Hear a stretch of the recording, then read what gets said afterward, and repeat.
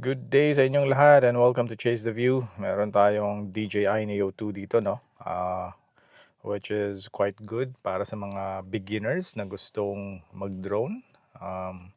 Tara, tingnan natin kung anong laman ng box.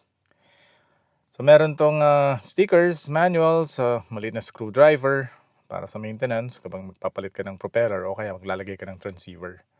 So may free na rin tong isang pair ng propeller, no? Pero kulang to kasi kailangan 4 pieces yung extra mo. Meron siyang battery hub na may kasamang extra 2 batteries. Yung batteries na to tumatagal ng mga 14 to 17 minutes flight time. Depende na sa paggamit mo.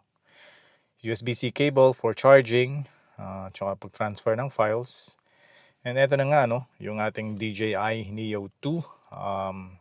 So sobrang liit lang, tsaka sobrang gaan. Super compact. So perfect to sa mga gustong maging content creator, sa mga traveler, okay, kung gusto mo lang ng mabilis na aerial shots, so okay na okay to. Madali lang din tong gamitin at syempre comfortable or madaling dalhin dahil sa super compact size nito.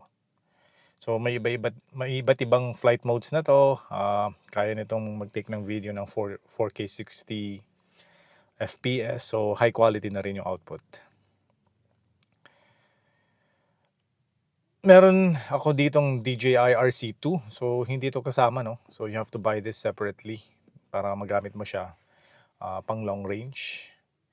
So, masasabi ko lang is, if you don't wanna spend that much at gusto mong mag-try mag-drone, so okay na okay itong DJI Neo 2. So, yun lang. Salamat.